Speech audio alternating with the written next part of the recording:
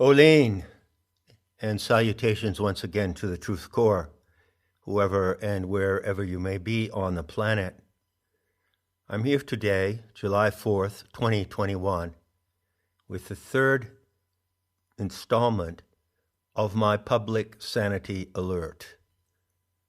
And the title of this talk is Ultimate Victory over the Soviet Regime.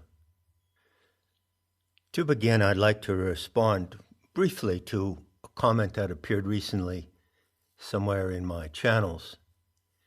The two issues raised were, one, that I do not know it all, and two, that some of my entourage, namely Ginny, regard me as a messiah. Bear with me for a moment while I clarify where I stand on those two issues. In doing so, I will set the tone for the rest of this message. In the first place, I don't know anywhere where I have ever claimed that I know it all. I certainly don't know it all. There are many things I don't know, and many subjects I don't know about. What I do claim is that I know better regarding the subjects that are specific and unique to me. I do claim that. So that is obviously the assertion of a Gnostic smartass, a Gnostic know-it-all. But the magnitude of my self-importance is not so great that I would ever consider for a moment that I know it all or would ever present myself to you in that way. What I do know, however, stands on a unique foundation, which I call the living gnosis today, based upon the ancient gnosis of the pagan mysteries. And as far as I can tell, well, I'm not the only individual in the world who is communicating that knowledge in its current updated form. I am not by any means the only individual who is living it, who knows it by heart, practicing it every day in their lives and communicating it to others. Not at all. There are many others who do that, the Shaktas in planetary Tantra. It so happens, however, that I am, so far as I know, the only one doing that openly in open source discourse on the internet. Personally, I don't need recognition from anyone. But transpersonally, the recognition that goes to me goes to that unique and original source of knowledge. You see that? And when you, who care and dare to listen to what I say, know that, when you keep that in the forefront of your mind, it focuses your mind to receive the optimal benefit from what I say. I'm not a messiah. It's laughable to even consider that. I assure you that those who are close to me, as friends and allies, would find that claim ridiculous. And they never, ever regard me, even remotely, in that way. They do recognize that I am a teacher, and that, in some sense, I could be said to hold the role of the world teacher. Why? Simply because I teach the world. It's as simple as that. The knowledge that I have, the insight, and the perspective, such as it is, goes out to the entire world to reach anyone who's disposed to receive it. So those who listen to me could be called students of the world teacher. That term, world teacher, is of course a trope that derives originally from theosophy and from the Krishnamurti episode of second-generation theosophists. And there is an allusion from the world teacher to the figure of the Maitreya. But I've explained what the Maitreya is. It's a process, not a person. So anyone, could be any of you, who engages that process, who demonstrates it in your words and actions, is the Maitreya as well. I speak to you in the spirit of the Maitreya, in the friendship of strangers. All right, enough of that jibber-jabber. Now, to get to the heart of what I want to say, I ask you to recall a quotation from Dostoevsky that I've cited in a couple of places. It comes from the brothers Karamazov, and it goes like this. Quote, "The awful thing is that beauty is mysterious as well as terrible. God and the devil are fighting there, and the battlefield is the heart of man." End quote. It might be better to say, and there are various translations of this famous line, God and the devil, or Satan, are fighting for the world, and the battlefield is the human soul. I think that says it better.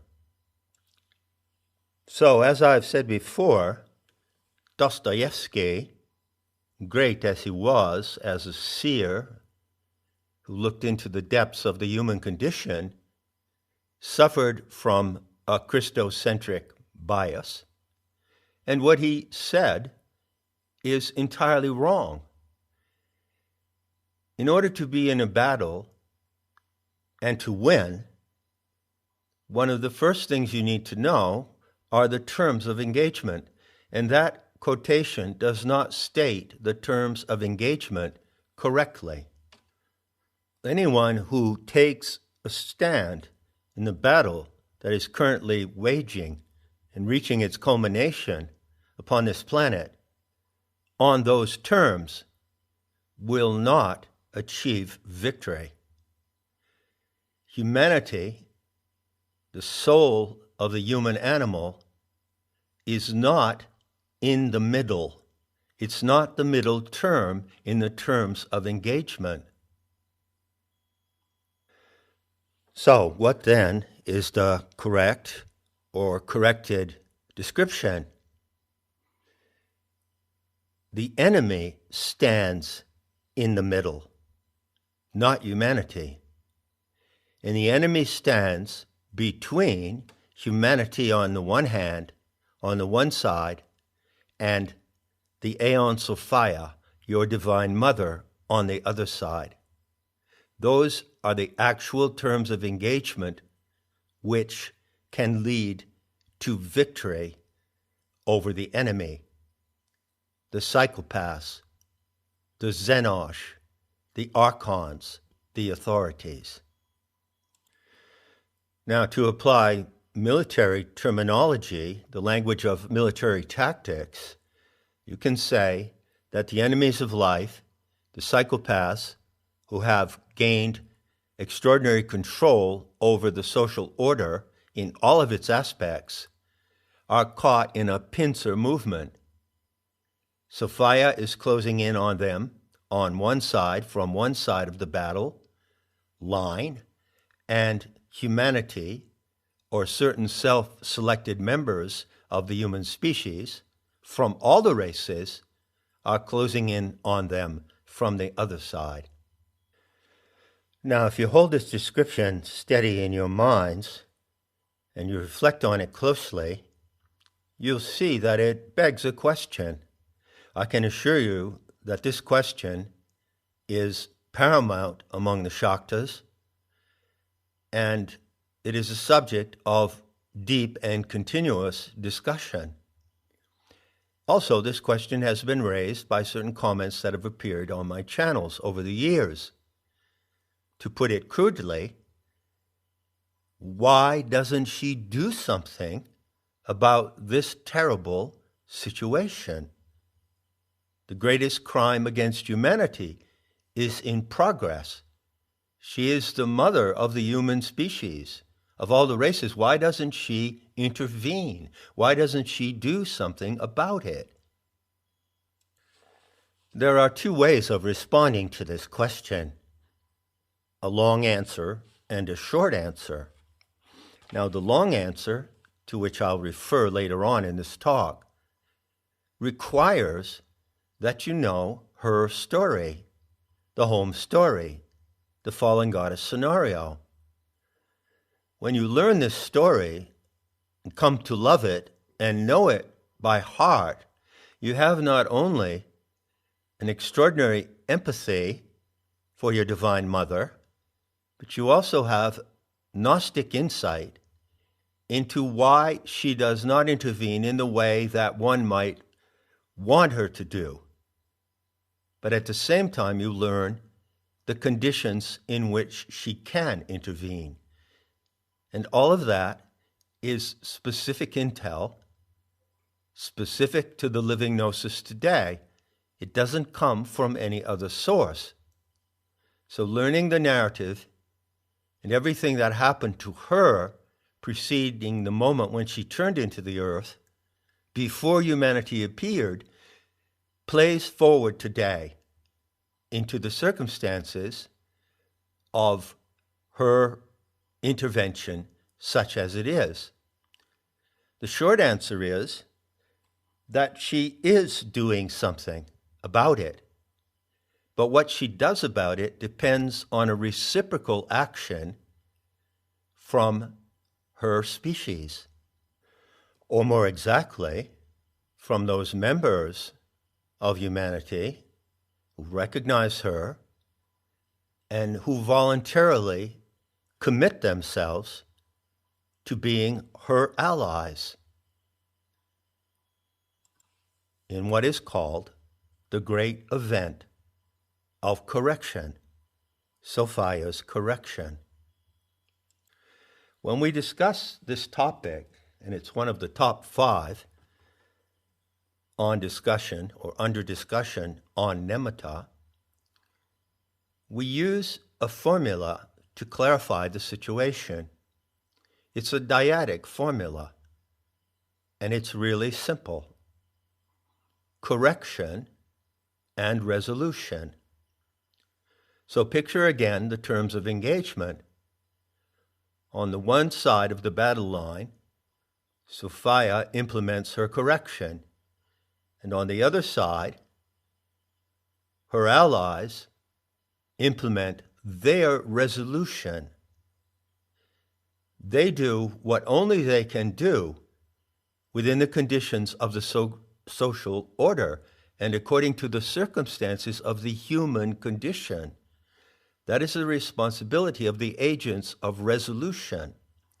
And resolution reciprocates to her correction, which is largely a planetary, superhuman event. That being so, another way I could state the short answer goes like this: it's not Sophia's responsibility to intervene and save us from this crime against humanity in progress, due to the fact that she did not allow it to happen.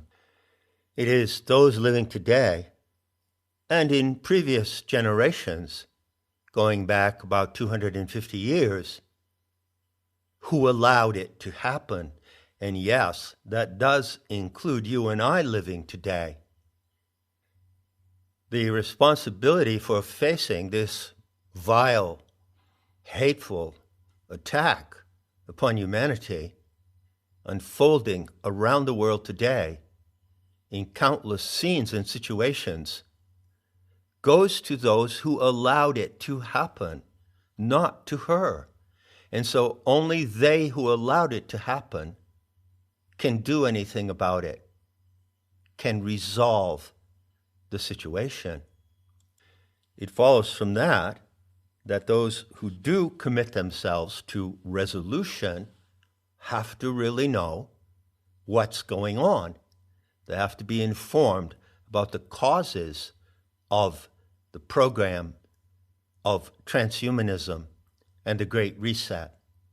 And they have to know the factors that come into play by which they, including you and I, allowed this to happen. That's our responsibility, not hers. Now, it is a very great fact that countless numbers of decent, well-meaning, and conscientious people in the world today are engaged in the battle. And it's a life or death battle, and they know it. And they are doing whatever they can to oppose and overthrow the Soviet regime. Nevertheless, it is imperative to realize that ultimate victory depends upon a factor within that movement of opposition. Many of those who are committed to that, committed to the defeat of the archons in the consummation of their works, as the Gnostics called it, don't know anything about the Gnostic intel or the Sophianic narrative of the Aeon Sophia. That does not in any way discount or discredit the efforts they're making, and I'm sure those efforts will produce the changes that are needed to overthrow the Soviet regime. Nevertheless, the ultimate victory depends on a special factor in the movement of opposition. That is the factor that I represent. Once again, to use military jargon, you could say that within that movement of opposition, there is something like the Marines. There is an elite warrior class, and that warrior class must be present. They are the tip of the arrow of Sophia's intention. And in the beauty to come, they will recognize each other, and they will be, in the future, that group of people who carry her intention for resolution, you see. And they will stand as distinct among all the others who are engaged in winning this battle.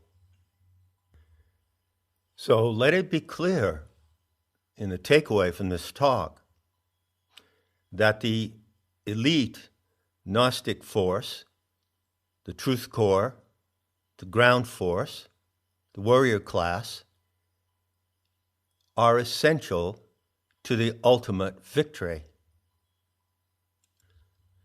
With that assertion, I can direct your attention to a factor in the Sophianic narrative which illustrates the anomaly or the particular exceptional character of the battle currently facing the human races.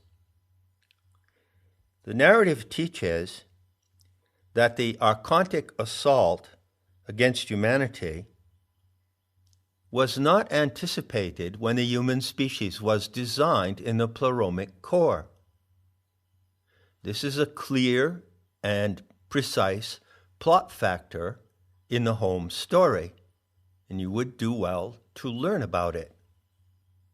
As the story goes, the star goddess from the galactic core, Sophia, with her consort, Thelete, designed the human genome in quite specific terms.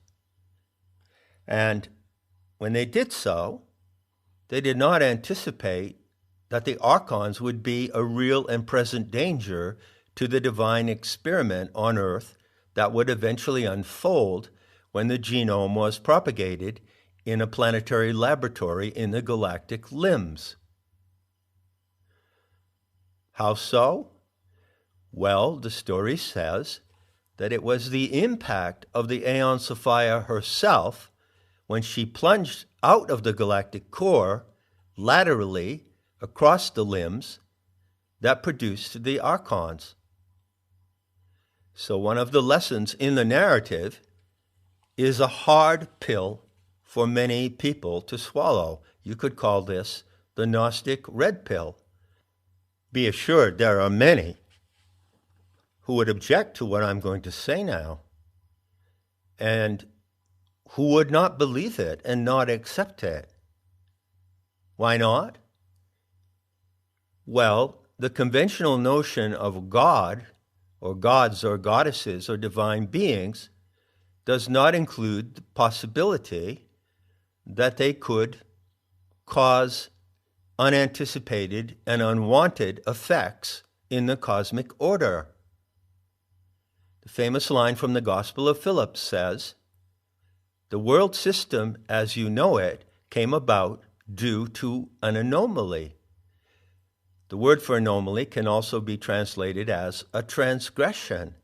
So yes, indeed, the Aeon Sophia transgressed the cosmic order in a certain way when she departed from the galactic core. The result of that is what the Gnostics called the generation of the archons. This event is explained in depth and detailed in the Sophianic narrative.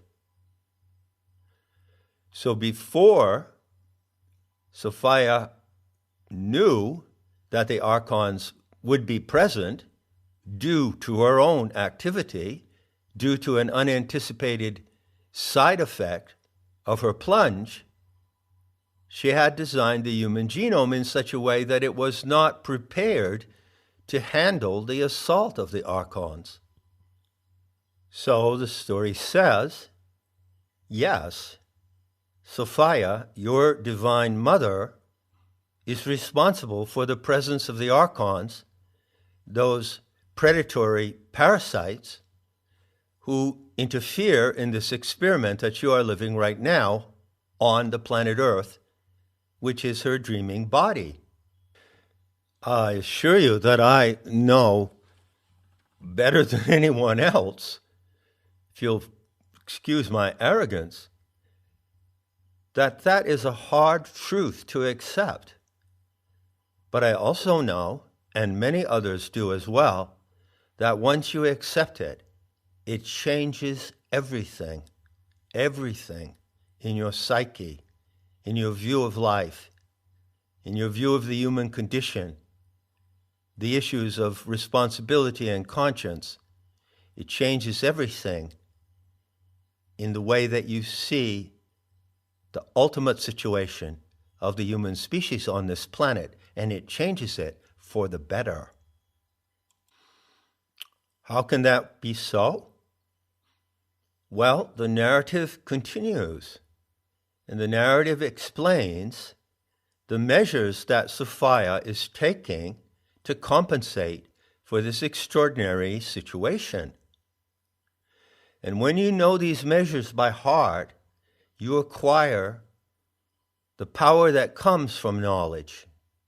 Have you heard it said that knowledge is power? Well, it may or may not be. You can have knowledge of certain situations and be powerless against them. But in the ultimate sense, and I am speaking to you here in the ultimate sense, the Gnostic knowledge of the human situation is a power like any other, and it becomes your power when you master that knowledge. If you're listening closely, you'll know that I just said that measures are underway to compensate for this extraordinary situation in which the races of the earth are faced with an extra-human alien predator that they were not originally designed to handle. What are these measures? Here again, the narrative is the guiding paradigm. Stay in the narrative. It tells you everything you need to know to face this battle in victory. The narrative says that the Aeon Sophia, being completely mindful of the fact that she introduced the archontic enemy into this experiment, is also mindful of how to compensate for that event. And the Divine Mother is doing so as I speak. So what is she doing? Well, she is making an exception to Aeonic protocols. Now, there are Aeonic protocols, and this is nothing mysterious. It's not metaphysical. You can understand what they are by comparison to the protocols for a scientific experiment. The Aeons are artists. They're cosmic designers, and they proceed along certain lines. They have certain rules of procedure, which can be understood by the human mind by comparison to the requirements for any scientific experiment. And these requirements are two. First, there must be a control group for the experiment. Otherwise, there is no way to assess its success. And second, the Aeons observe the protocol of non-interference.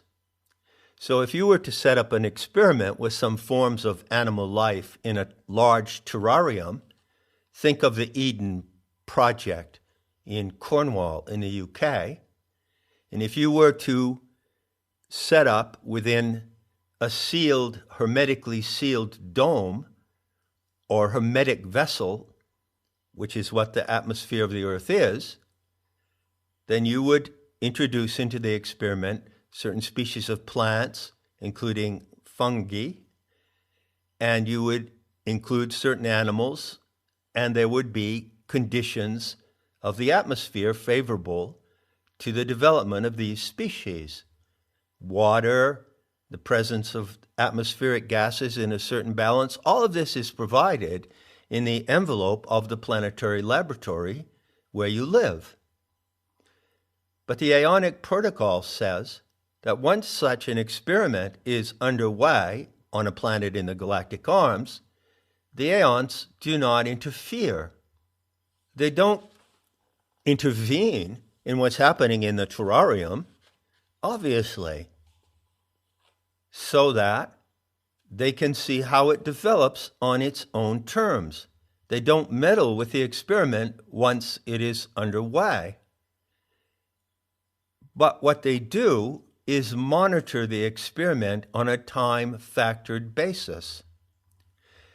And the key period, the key interval in monitoring this experiment here on Earth now is one precessional day of 25,920 years. So just imagine a group of scientists who've set up an experiment in a terrarium. They let it unfold on its own terms, but then at predetermined moments in time, they assess the results of the experiment and they recalculate the experiment dependent on the results they've achieved in one aeonic day. And this is exactly what's happening now. A good analogy to this process can be seen in the experiments of the Russian monk Mendeleev. His experiments with peas in the 19th century, I believe, established the basis for genetic science and even genomic sequencing to this day. Experiments with peas. And when he conducted these experiments, he did exactly as all scientists must do. He followed the protocol of allowing the peas to grow for a determined period of time, whether it be 2 days, 2 weeks, 2 months. And every time the experiment reached the limit of that interval, then he recalibrated the experiment for the next phase of its development. And the reason why he did that, which is exactly the same reason for these aeonic protocols, is simple. The scientist must assess how an experiment develops on its own terms for a predetermined period of time, and then based on those results, recalibrate it. You can call it gain of function. In this way, the experiment gains function periodically as measured by these intervals. However, there is an exception underway in this experiment. You see, due to the fact that the Aeon Sophia who designed you is actually present now in the laboratory setting of the experiment, immediately present to you at all times, she is within the terrarium. She is the terrarium. She is like a scientist in the Eden Project who goes into the hermetically sealed dome with a specific intention to modify the conditions of the experiment. According to Aeonic protocols, that's not done. But the Aeon Sophia makes an exception. And in the language of the Sophianic narrative, this is called the mutation of A11. Now, as it stands in the time frame of this experiment, we are close to the end of one Kalpic day, one Aeonic day, of 25,920 years. We're about 200 years from the end of that day, which reduces to about 10 or 11 minutes by analogy to an average human day. Consistent with Aeonic protocols, neither Sophia nor any other Aeon would assess and recalibrate the experiment until 2216 AD, when this Aeonic day reaches the midnight hour and another day begins. But Sophia makes the exception to assess and recalibrate what's happening before that final moment. The way she does so is truly a divinely mysterious event. But it is not beyond the reach of human conception and human participation if you have the Gnostic intel.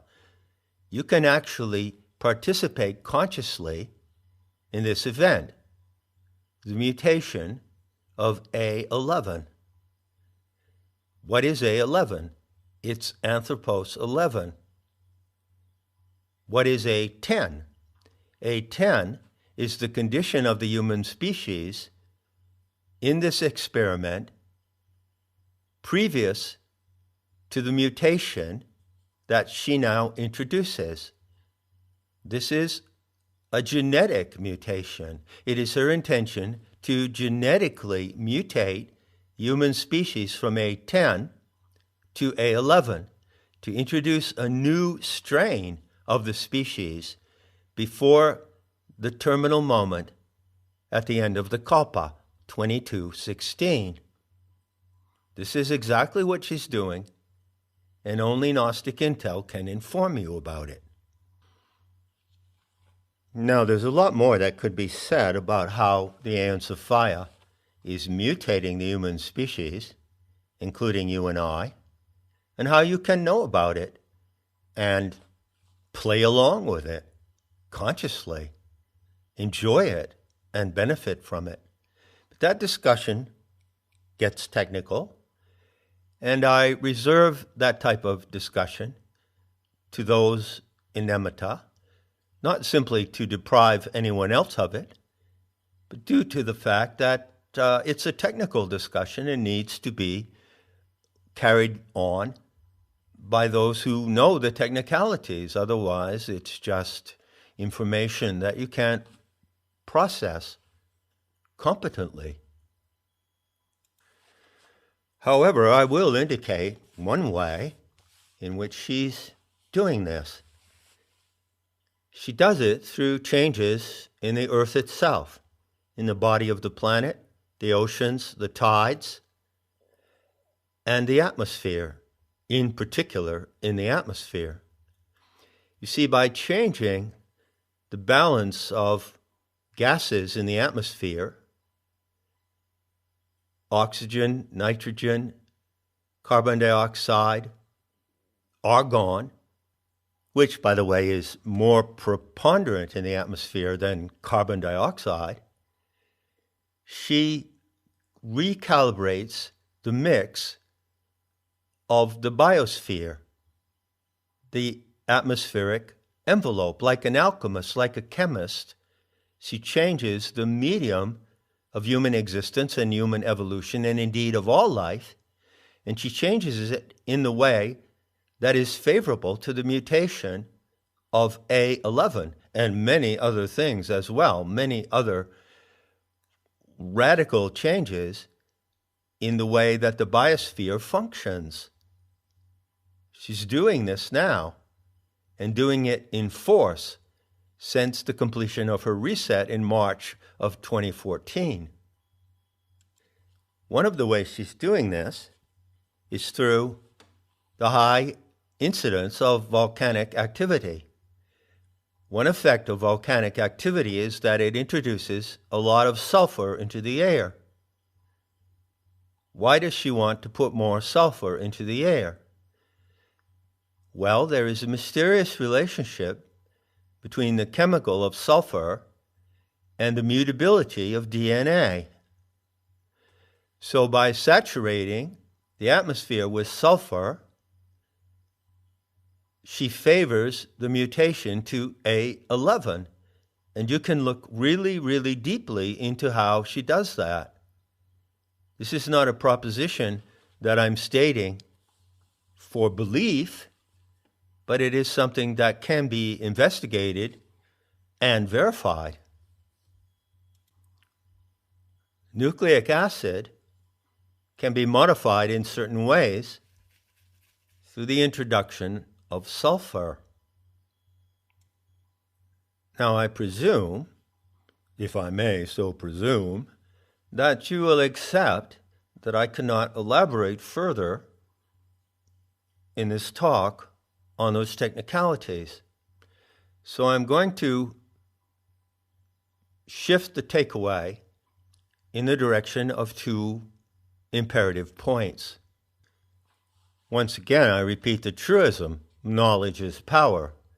Well, if that is so, the knowledge that I'm imparting now is central to your power as an individual in reaching ultimate victory over the Coviot system.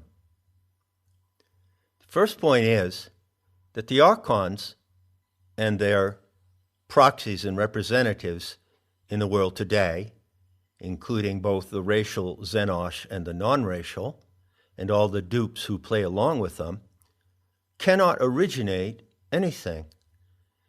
There is a good case that can be made, and many of the Shaktas in Nemato will laugh about this when they hear it, to show that, in fact, many of the measures of oppression and manipulation and deceit employed by the archons are actually copied from Gnostic intel. They can't originate. So, for instance, for 3 years between March 2011 and March 2014, I presented the Gaian navigation experiment, and the leading theme of that event was reset, the reset of Sophia's correction. So then what happens 6 or 7 years later? The authorities come along with their version called the Great Reset. They can only imitate the truth, but they imitate it in such a way as to turn it around into a lie. That is called antimimon, the counterfeiting spirit of the archons, better said, the counterfeiting tactic. So the Great Reset today, which is the central manifesto of the Coviot regime, is a copy, a ripoff, and a perversion of Sophia's reset. Can I prove that? Well, one of the leading statements in the Great Reset goes like this: it will change what it means to be human. They actually say that in those exact words. But the mutation to A11 is actually what will change what it means to be human.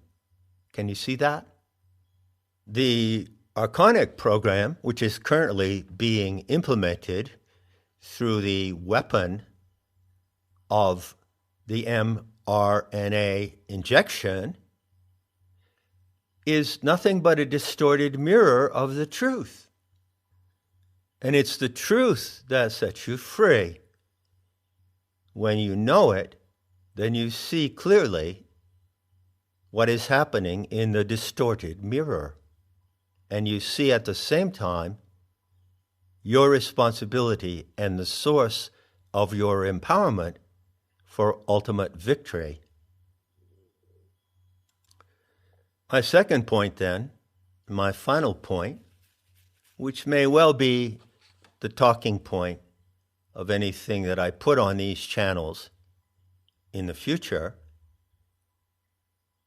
goes to this simple assertion. In order to reach the beauty to come, there has to be a radical change in human nature. There has to be an upgrade of the species. So those who carry through this battle to its ultimate victory will be, and are already becoming, mutated human animals. But this is a mutation for the higher purpose of the human species and for the reclamation of its original purpose in this divine experiment. When you look at the current weapon being deployed around the world by the Soviet regime, you see a meme, you see a code, small m, RNA. What is RNA? Well, it is the messenger component of your genomic makeup that rewrites DNA. This is epigenesis. The Aeon Sophia is inducing a massive and exceptional event of epigenesis.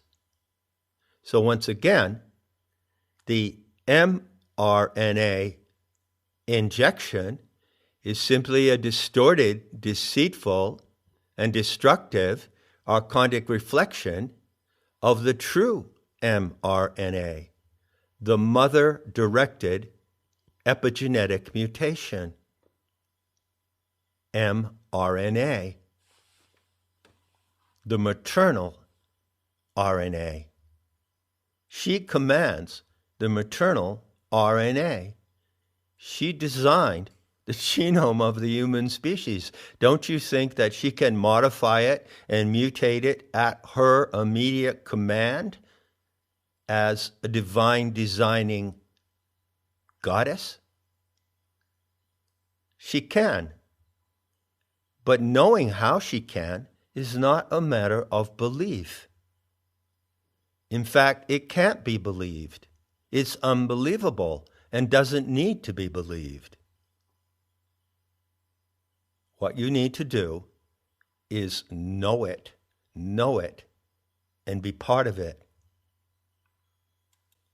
As for A10, well, A10 comprises a large component of human animals living on the earth today.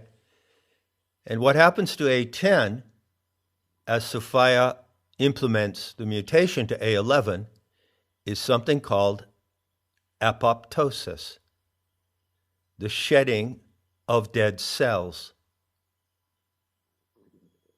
Isn't that obvious?